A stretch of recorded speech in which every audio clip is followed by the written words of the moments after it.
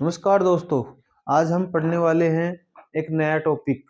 जैसे कि हम पीछे भी 2-3 क्लास ली हैं, उनके बाद में अपना नेक्स्ट टॉपिक है पशुओं का भार ज्ञात करना। अब आप ये सोचोगे कि पशुओं का भार ज्ञात करने की हमें क्या ज़रूरी पड़ गई? जैसे आप ये देखो, जैसे कि अपन हैं और क्या हो जाते हैं, अपन मोटे हो जाते हैं। अपन मोटे हो जाते हैं तो कहाँ पे जाते हैं? हम मोटे होने के बाद में हम जाते हैं कि वेट वेट नापने वाली मशीन पे जाते हैं। वहां पे अगले को जाके बोलते हैं कि भैया मेरा वेट करो। तो हम क्यों जाते हैं? किस लिए जाते हैं? क्योंकि अपना स्वास्थ्य खराब हो जाता है। स्वास्थ्य खराब होने के कारण ही हम मोटे होते हैं और स्वास्थ्य की जांच के लिए वहां पे जाते हैं।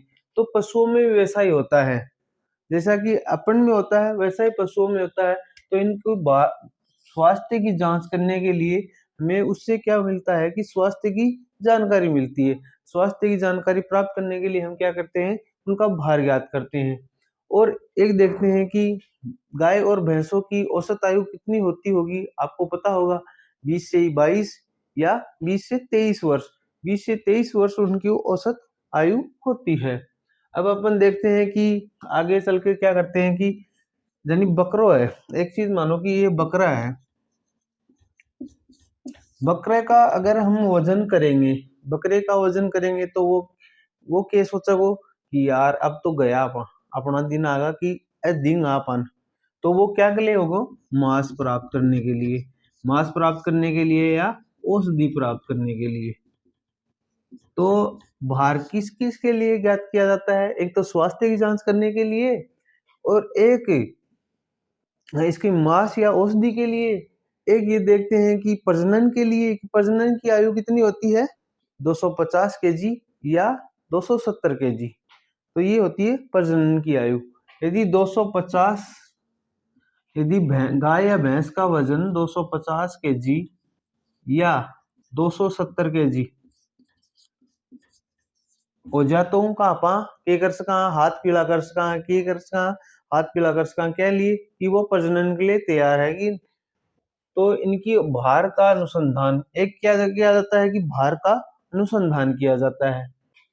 ये सब हो गया क्या कि अपन पशुओं का भार क्यों जाने, पशुओं का भार क्यों ज्ञात करें, ये तो गया उसका कारण। अब अपन देखते हैं कि गाय या भैंस की औसत आयु होती है 20 से 23 वर्ष के बीच में होती है। और उत्तम प्रजनन यानी प्रजनन की आयु कितनी होती है? और प्रजनन की आयु या प्रजनन का भार यानी कितना वजन अगर गाय या भैंस में हो जाए तो वो प्रजनन के लिए तैयार होती है, तो 250 केजी से 270 केजी होना चाहिए। आगे देखते हैं भार द्वारा अनुसंधान कार्य किए जाते हैं। और पशु क्या है कि ज्यादा नहीं खाता है। अपन की तरह नहीं है कि अपन एक बार खा लिया और दोबारा से अच्छा खाना दिख गया तो दोबारा खा लिए, और अगर किसी और से कहीं से निमंत्रण आ गया तो और खा लिए। पशु क्या है, उनकी दिनचर्या अच्छी होती है अपने से। उसको वो एनी टाइम खाता नहीं रहता। इसलिए क्या होता है कि पशु हमेशा उसका फिगर है ना वो एकदम सलीम होता है, क्योंकि वो फिट होता है। और हम क्या कि दिन भर खाते रहते हैं कि अपने को तो जब भी मिल जाए उस टाइम ही खाना स्टार्ट कर देते हैं हम तो। और पशु है कि उसको टाइम के अनुसार ही खाता है वो। इसलिए पशु का हर दिन वजन है ना वो 400 से 500 ग्राम वजन बढ़ता है। शरीर अब देखते हैं हम भार ज्ञात करने की विधियां। भार शरीर का भार ज्ञात करने की विधियां देखते हैं। भार ज्ञात करने के लिए विधियों में देखेंगे तो पहले क्या करना पड़ता है अपने को? 24 घंटे पूर्व, यानी ये देखो कि आज यदि हम भार ज्ञात करवा रहे हैं तो इससे 24 घंटे पूर्व यानी 24 घंटे पहले क्या करते हैं? आहार बंद कर देते हैं, यानी उसको खाना छानी या तूड़ो या कुछ और हरी चारा ये खिलाना बंद कर देते हैं। और क्या करते हैं? 8 घंटे पूर्व पानी देना बंद कर देते हैं, यानी 8 जब ये देखते हैं ना अब करेंगे तो उसके बाद में क्या करना है? 8 घंटे पहले उसका पानी बंद कर देते हैं। अब देखते हैं कि भार ज्ञात करने की 2 विधियां हैं। बहुत ही इजी टॉपिक है, बने रहिए, वीडियो को स्किप ना करिए। ये है मशीन या कांटे द्वारा। एक तो होता है कि भैंस ने लिया और मशीन या कांटे पर चढ़ा दी। जहाँ बकरान देखो वह तोले ना कि गाल के बोरी के अंदर बकरन डाल लियो और फिर मशीन हाथ वाला कांटा होता है उससे तोल लेते हैं। एक तो वो होता है, और ये तो है ग्रामीण विधि है वैसे भी, ये अब ज्यादा प्रचलन में नहीं है। ये है अपने काम की सूत्र विधि, यानी एक तो भार ज्ञात किया जाता है मशीन या कांटे द्वारा, एक किया जाता है सूत्र द्वारा। भार निर्धारण के लिए अपन क्या करेंगे, उसकी लंबाई देखते हैं, भैंस या गाय की लंबाई देखते हैं, ऊंचाई देखते हैं, उदर घेरा देखते हैं और हर्थ घेरा देखते हैं। अपन देखते हैं कि ऊंचाई क्या होती है। ऊंचाई अपन ये ऊंचाई होती है ये, जैसे ये भैंस है, मैंने ऐसे ही बना रखी है, ज्यादा वो कलाकृति तो करनी आती नहीं है, समझाने के लिए है। ये देखो इसकी ऊंचाई कैसे नेपेंगे, नापेंगे कि यहाँ से यहाँ तक फीते से नापेंगे, तो यहाँ से यहाँ तक हो गई ना, ये तो हो गई इसकी ऊंचाई। और लंबाई अपन देखते हैं कि यहाँ से नाक, इसके नाक से नाप लिए पूंछ तक, पूंछ तो आगे लंबा कर लेगा, तो वहां तक थोड़ी फीता लेंगे कि हाँ भाई पूंछ पर उधर ले फीतो, नहीं ऐसा नहीं करेंगे। अपन इसका भार नाप, लंबाई नापने के लिए ये बिंदु है इसका, ये बिंदु कौन सा है, पॉइंट ऑफ शोल्डर है। ये इसको बोलते हैं पॉइंट ऑफ शोल्डर, यानी कंधे का अग्रिम भाग। कंधे का अग्रिम भाग ये है, यहां से ये पॉइंट, यहां से अपालिस्त बिंदु होता है, ये होता है अपालिस्त बिंदु, ये होता है अपालिस्त बिंदु। यहां से यहां तक इसकी क्या नापते हैं, लंबाई नापते हैं। ऊंचाई आपको बता दिया है, यहां से सीधा फीता रख लो और ये हो गई इसकी लंबाई। तो लंबाई नापने का यहां से मत नाप लेने लग जाना कि नाक आगे से जाके उसके नाक के लगा लिया फीता और पीछे पूंछ तक ले गई, ये नहीं है, ये गलत तरीका है। लंबाई नापने का ये है कि पॉइंट ऑफ शोल्डर से point of pain bone, point of pain bone तक लगता है। अब आगे देखते हैं हम इसके अंदर लंबाई फीते से नापते हैं जैसा कि मैंने आपको बताया है। फिर आप जानोगे कि हर्थ घेरा क्या होता है, सीने के चारों ओर, यानी सीने के चारों ओर की परिधि को ही हर्थ घेरा कहते हैं।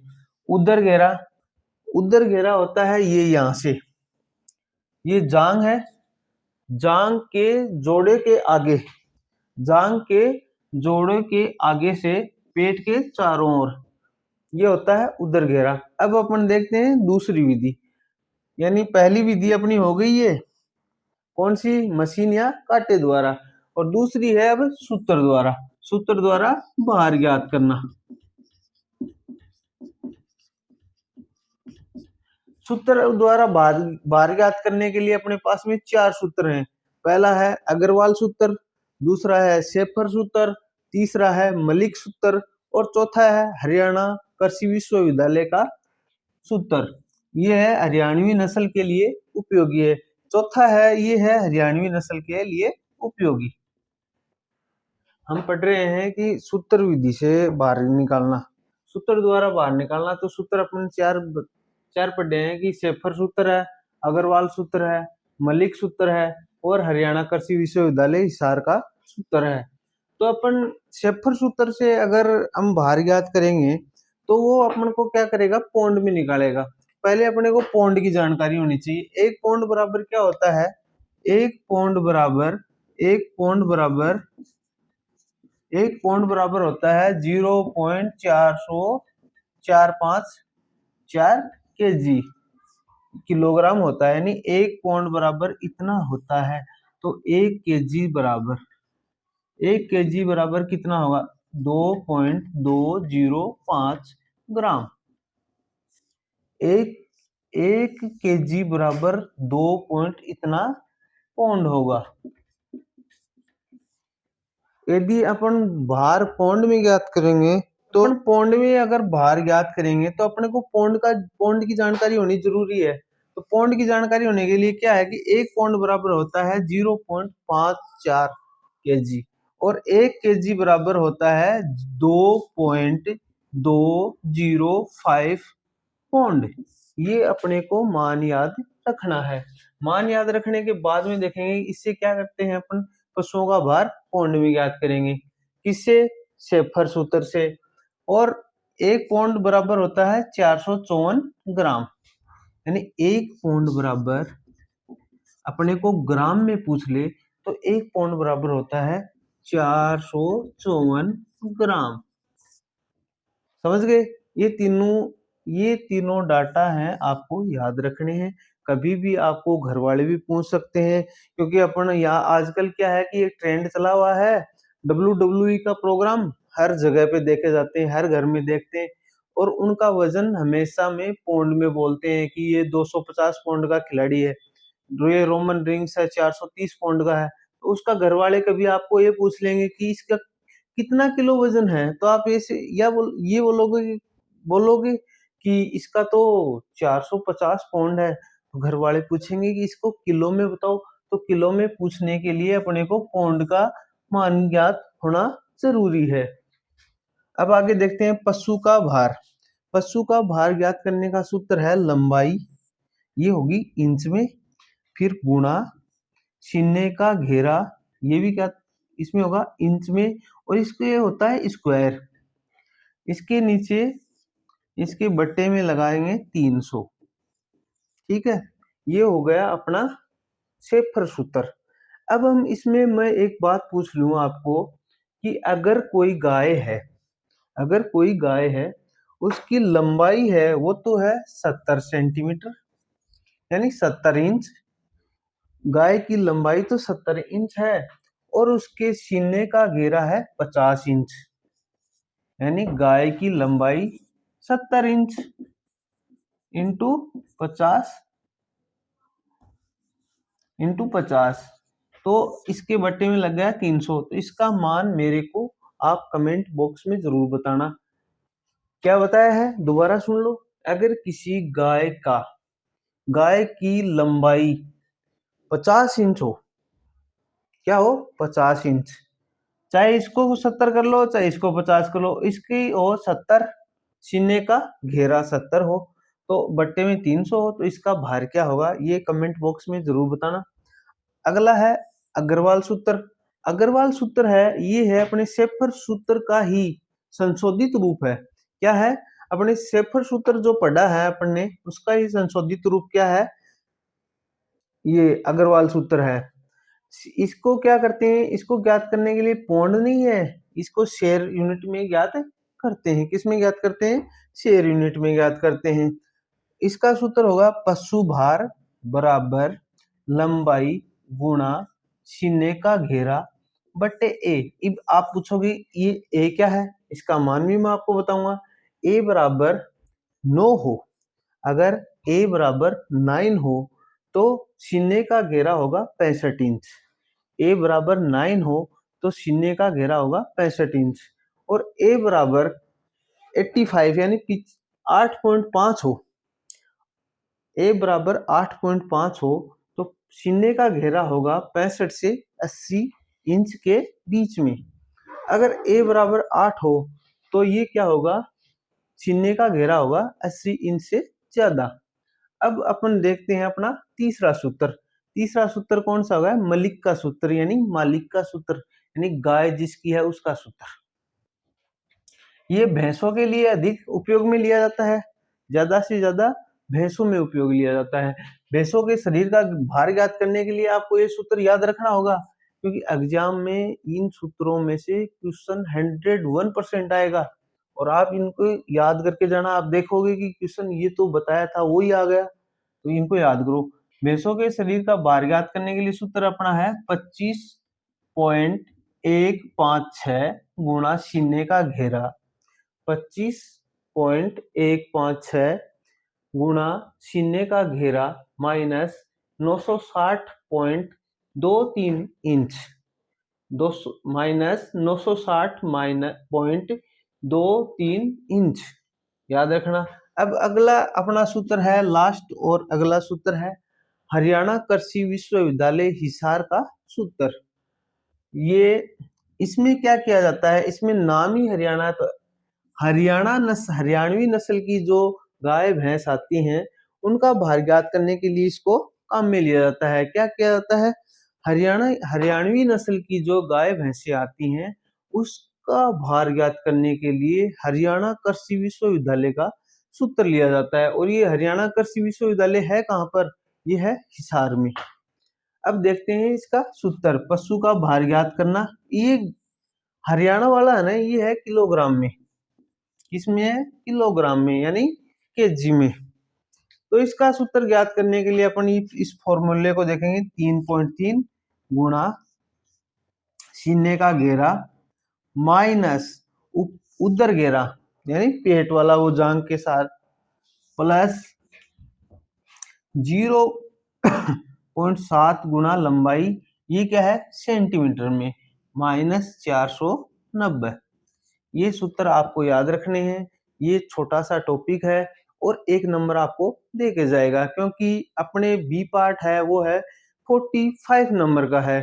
45 नंबर प्राप्त करने के लिए आपको इन टॉपिकों के छोटे छोटे, कोई 10 मिनट का है, कोई 15 मिनट का है, कोई 20 मिनट का है, इन टॉपिकों को आप ये मत समझना कि ये तो 10 मिनट का टॉपिक है इससे क्या आएगा, ये 15 मिनट का टॉपिक है इससे क्या आएगा। क्वेश्चन यहीं से पुटअप होंगे और सेम टू सेम आपको ये 10th लेवल की एग्जाम होने के कारण ज्यादा डीपली नहीं पूछेगा। ज्यादा डीपली पूछेगा तो अपन डॉक्टर की तैयारी कर लेंगे, फिर पशु परिचर क्यों पढ़ेंगे। इसलिए आप इस क्लास को उन लोगों तक पहुंचाओ जो कोचिंग नहीं कर सकते, समझ रहे हो, जो लोग कोचिंग नहीं कर सकते, जिनके पास इतना पैसा नहीं है कि वो बड़ी बड़ी कोचिंगों में आकर यहाँ पे एडमिशन ले और लाखों रुपए खराब करके जाएं। इतनी उन लोगों द्वारा उन लोगों तक ये वीडियो, ये क्लास जरूर पहुंचनी चाहिए। आपको ये क्लास कैसी लगी कमेंट बॉक्स में जरूर लिखना, और अपने चैनल को लाइक सब्सक्राइब जरूर करना है। जय हिंद, जय भारत दोस्तों।